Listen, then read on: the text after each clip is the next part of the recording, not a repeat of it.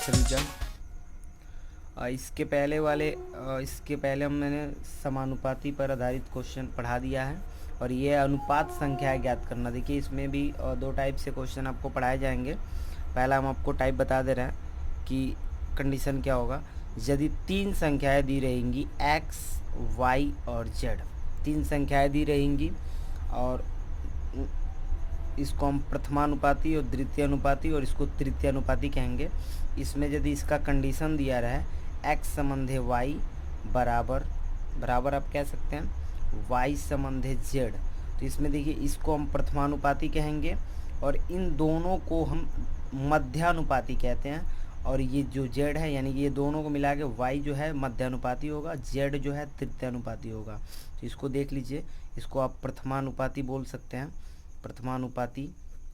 और ये जो y है, y को आप क्या बोल सकते हैं, तो मध्यानुपाती बोल सकते हैं, मध्यानुपाती। और z को आप तृतीयानुपाती बोल सकते हैं, तृतीयानुपाती बोल सकते हैं। उसके बाद हम आपको बता दे रहे हैं इन दोनों में यदि अगर जो तीन संख्याएं दिया हो चाहे दो संख्याएं दिया हो तो दो संख्याओं का मध्यानुपाती यदि ज्ञात करना होगा, मध्यानुपाती, दो संख्याओं का मध्यानुपाती इक्वल टू होता है दो संख्याओं का मध्यानुपाती इक्वल टू हो जाता है दोनों संख्याओं का गुणनफल, दोनों संख्याओं का गुणनफल। ये बस ये छोटा सा हेडिंग देख लीजिए। एक बार फिर से बता दे रहा है कि यदि तीन संख्याएं दी रहेंगी x, y, z, तो उसका कंडीशन बन सकता है x संबंधे y इक्वल टू y संबंधे z। मतलब x प्रथमानुपाती है और y जो है मध्यानुपाती है और z जो है तृतीयानुपाती होता है। इसका कंडीशन भी देख लीजिए, हम इसका फार्मूला आपको बता दे रहे हैं कि दो संख्याओं का मध्यानुपाती ज्ञात करना होगा तो इक्वल टू दोनों संख्याओं का गुणनफल हो जाता है रूट में। इसके बाद हम दूसरी बात आपको फिर से बता दे रहे हैं कि यदि a संबंधे b इक्वल टू c संबंधे d दिया हो, यदि चार संख्याएं a b c d दिया हो तो इसमें प्रथमानुपाती, द्वितीयानुपाती, तृतीयानुपाती और ये चतुर्थानुपाती होता है। इसमें भी आपसे क्वेश्चन पूछे जाएंगे, प्रथमा द्वितीय कोई भी पूछे जा सकते हैं। इसका वही कंडीशन है जो आपकी पहले वीडियो में देख चुके हैं कि ब्राहा पदों का यानी गुणनफल यानी कि ए और डी यानी ए डी इक्वल टू आप इसको बी सी कह सकते हैं। ये इसका फार्मूला हो जाता है। मतलब आप देख लीजिए कि ब्राहा पदों का गुणनफल बराबर हो जाता है मध्य पदों का गुणनफल। तो ए और डी ब्राहा पद है और बी और सी मध्य पद है।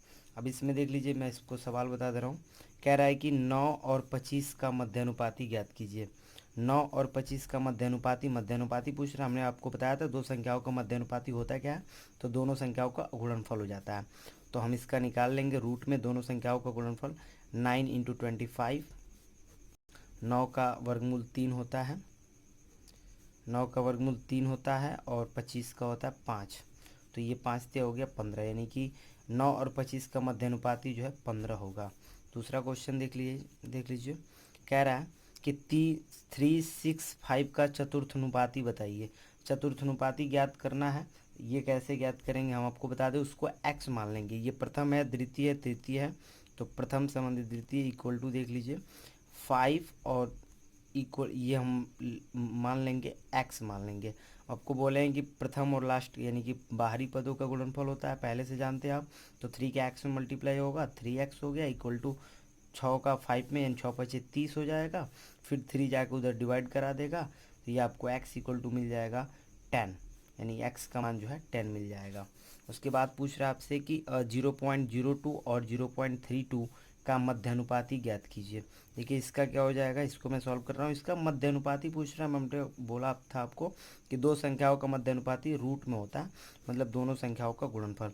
तो 0.02 इंटू 0.32 और ये देख लीजिए इक्वल टू ये क्या हो जाएगा, तो 0.64 हो जाएगा। 64 का जो है वर्गमूल होता है 8, तो इसलिए देख लीजिए ये जब रूट हटेगा तो 0.08 हो जाएगा और ये आपका आंसर हो जाएगा। उसके बाद हम ये वो लास्ट बता दे रहे हैं, इसमें थोड़ी समझने की आवश्यकता है। कह रहा है 0.8 तथा 0.2 का तीसरा समानुपाती मतलब तृतीय अनुपाती ज्ञात करना है। क्योंकि हम आपको पहले बता चुके हैं कि जब तीन संख्याएं होती हैं तो y का जो है दो दो रोल हो जाता है, देख लीजिए यहाँ पे, यानी कि y मध्यानुपाती होता है। तो यहाँ के लिए जो 0.2 है ये मध्यानुपाती का काम करेगा, ये प्रथमानुपाती है। तो 0.8 संबंधे 0.2 ये आप लिख सकते हैं। 0.2 ये y दो बार लिखा गया और z हमको क्या करना है, तो ज्ञात करना है। तो इसको हम क्वेश्चन मार्क का सिंबल दे दिए। अभी देखिए उसके बाद आप रूल जानते हैं कि बाहरी पदों का गुणनफल होता है, तो 0.8 का इंटू होगा क्वेश्चन मार्क में इक्वल टू, इन दोनों का एक में गुणा होगा तो 0.2 इंटू 0.2 हो जाएगा। ये इधर गुणा में उधर जाके डिवाइड कराएगा, इसका मान निकाल लेते हैं। तो 0.2 इंटू 0.2 बटा 0.8 हो जाएगा। उसके बाद देख लीजिए इसको आप सॉल्व कर सकते हैं। 2 दूनी 4 हो गया और 4 दूनी 8 हो गया, 1/2 हो जाएगा। इसको डिवाइड कर लेंगे 0.5 हो जाएगा, 0.5 आप लिख सकते हैं। तो ये 0.505 हो गया। उसके बाद देख लीजिए मान ज्ञात करना है, देख लीजिए एडिंग। इसमें मैं आपको बता दूं ज़्यादा कुछ नहीं करना है। x संबंधे y इक्वल टू यदि 5 संबंधे 6 भी दिया हो तो हम x के बदले 5 ले सकते हैं और y के बदले 6 ले सकते हैं। बस हमको ये कर लेना होता है। और ये दो वैल्यू ज्ञात करने के बाद जो अनुपात पूछा जाएगा, जो आपसे सरल अनुपात पूछेगा, उसका हम मान आसानी से ज्ञात कर सकते हैं। इसके बाद जो भी पूछा जा सकता है आपसे, कुछ भी पूछा जा सकता है, उसका मान आप आसानी से ज्ञात कर सकते हैं। ध्यान रहे। चलिए मैं इस पे सवाल आपको डायरेक्टली बताता हूँ और बहुत सारे सवाल देना आपको बनाने के लिए। यहाँ देखिएगा, कह रहा है कि x संबंधे y इक्वल टू 4 संबंधे 5। हमको यहीं पे देख लेना है कि x के बदले 4 है और y के बदले 5 है। पूछ रहा है इसका मान ज्ञात। देखिए इस पूरे का मान कह रहा है आपको ज्ञात करना। हमको डायरेक्ट ये बात लिखना है और वो भी कैसे लिखना है देख लीजिए। 5x माइनस 3y थोड़ा और 6x प्लस 3y। देख लीजिए कैसे लिखना है, थोड़ा फास्ट आप लिखेंगे। 5 और x के बदले 4 यानी कि 5 चौक को 20 हो जाता है, माइनस 3 और y का मतलब 5 है तो 3 पचे 15 हो गया, संबंधी दे लीजिए। और 6 और x का मतलब 4 है तो 6 चौक को 24 हो गया। अब प्लस 3 और y का मतलब 5 है तो 3 पचे 15 हो गया, यानी यहाँ पे आप डायरेक्ट 15 लिख दीजिए। तो इसके बाद देखिए क्या हो रहा है, 20 में से 15 घट रहा है तो 5 संबंधे और 24 और 15 को आप ऐड कर सकते हैं तो ये आपका हो जाएगा 39। ये आपका हो गया आंसर। आप डायरेक्ट इसमें भी मान ये रख सकते थे और डायरेक्ट आंसर आ जाता आपका। यहाँ पे देख लीजिए कह रहा है कि x बटा वाई इक्वल टू 3/4 और इसका मान आपसे पूछ रहा है। मैं आपको बता दूं कि x बराबर 3 दिख रहा है और y के इक्वल टू में 4 दिख रहा है, ये हमको मान लेना है। कह रहा है कि 2x प्लस वाई और इसका मान आपसे पूछ रहा है। हमको ध्यान रखना है यहाँ पे रखते समय मान। चलिए मैं डायरेक्ट इसी में मान नहीं रख दे रहा हूँ। तो 2 इंटू एक्स के बदले 3 है तो 6 प्लस वाई के बदले 4 है, संबंध है 3 इंटू एक्स के बदले 3 है तो 9 हो जाएगा, माइनस 2 इंटू वाई के बदले 4 है तो 2 चौको 8 हो जाएगा, ये हो गया 8 आपका।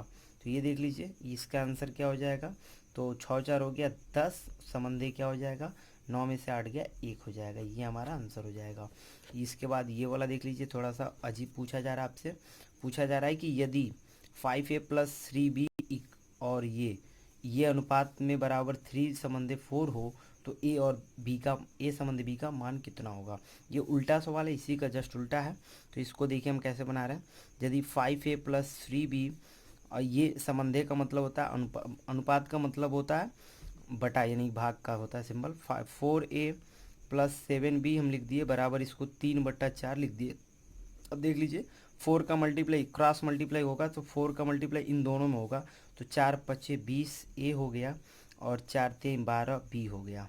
और यहाँ पे देख लीजिए 3 चौको 12 ए हो गया, अब प्लस 3 सत्ते 21 बी हो गया। अब कुछ नहीं करना, हमको पक्षांतर करना है। 20 ए है और यहाँ 12 ए, 12 ए प्लस में इधर घट जाएगा तो 20 में से 12 घटेगा 8 ए बचेगा और बराबर यहाँ 21 बी है, 21 बी में से ये 12 बी उधर जाके घट जाएगा, 21 बी में से 12 बी घटेगा तो 9 बी बचेगा।